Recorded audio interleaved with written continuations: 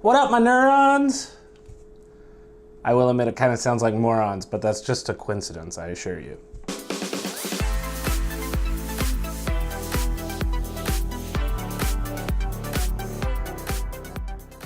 A few months back, I decided to do a DNA test. It was done by 23andMe. This isn't an ad for them. They didn't sponsor me or anything. You have to have subscribers for that, I guess. Anyway, I got my results back, and while it was fun to see I have zero Jewish blood in light of the fact that I get asked if I'm Jewish at least once a week, it got me thinking down a completely different path.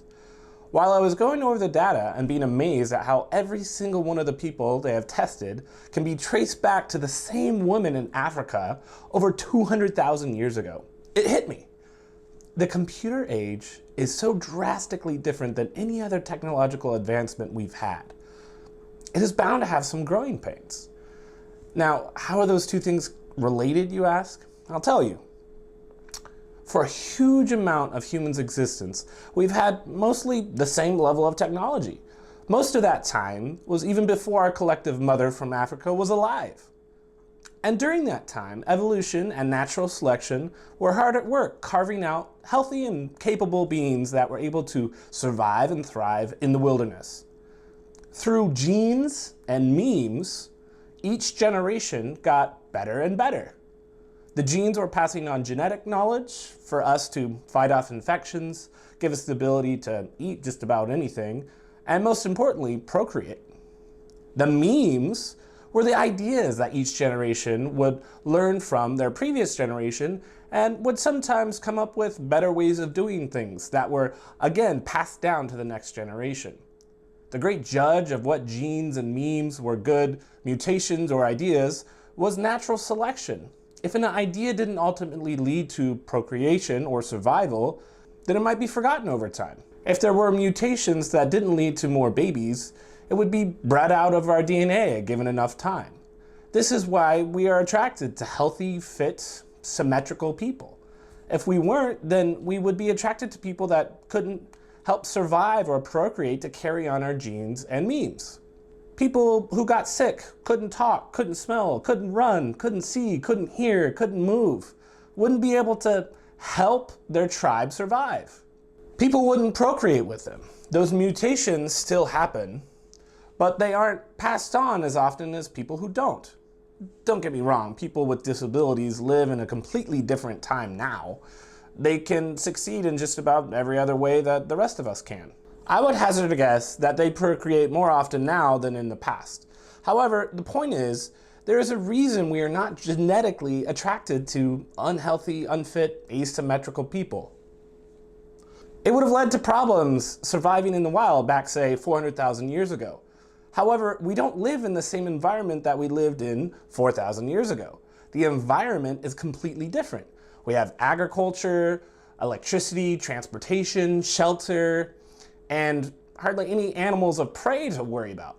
While these all sound like great improvements, it doesn't come without its consequences. How does our environment affect our evolution? And do we have anything to worry about? Well, we can look at another species for some enlightenment. Let's consider dogs, for instance. A long time ago, they all came from a wolf-like creature, something similar to the gray wolf in North America. Scientists think they were domesticated around 14 to 6,500 years ago based on DNA and fossil records. Since then, dogs have diverged quite a lot in many ways. This is not just because their environment changed, but because humans had a major role in deciding which dogs bred with other dogs. If you wanted a dog with long ears, you could take two dogs who had randomly long ears, and then their pups would have a better chance of having long ears too. Eventually, you could wait for that pup to have more pups and choose the one with the longest ears and only breed that dog. So on and so forth, and now you have Basset Hounds, English Bulldogs, St. Bernards, and Pugs, all of which have a hard time living, much less hunting, running, and foraging. I think it's sad that we are now breeding dogs to look a certain way instead of do certain jobs. If dogs have jobs, they would need to be healthy to do that job. And so we would help them with that by randomly mixing them to strengthen their DNA and hope for mutations that help them fight off diseases. I want to move on to what this example means for us humans. We now live in an environment that is designed to help people who are smart succeed more than how strong people are. I'm being a little hyperbolic here, but for the most part, the more intellectual the job, the more you get paid. There are huge exceptions, of course, like sports and acting. But the percentage of those jobs compared to the number of people who try and fail is tiny. There are about 5,000 pro athletes in the US, but there are about 3 million nurses in the US. Nurses make much less, but there are over 3 million of them. If you add up the income of the pro athletes, they make up about $15 billion a year compared to nurses, which is $200 billion. So, on average, being smart enough to be a nurse is a better investment than trying to go pro in a sport. Let's compare nurses to retail employees. There's around 4 million retail employees in the US. However, their average salary is only $25,000 a year compared to nurses that make about $67,000 a year. Easy, mindless jobs pay less on average. It doesn't matter what you look like, how symmetrical your face is. Businesses care about how you can make them money. You have a job to do. Are we equipping ourselves for those jobs through procreation? If what succeeds in this environment is intelligence and drive, then what happens when we're favoring people that look the part of a hunter and gatherer and ignore the people that are intelligent and resourceful? We get dumber in an environment that demands intelligence. You know what happens to species that are ill-equipped for their environment? They die. It's like handing a monkey the launch codes to all the nukes. It's like LeBron James conducting heart surgery on you. It's like Roseanne Barr teaching philosophy. It's like listening to some idiot on YouTube with no credentials. It's a bad idea. Now we zoom out a bit and we can start to see the impact of this revelation. It explains a lot of what is happening in the world today. What's going on with the Me Too movement?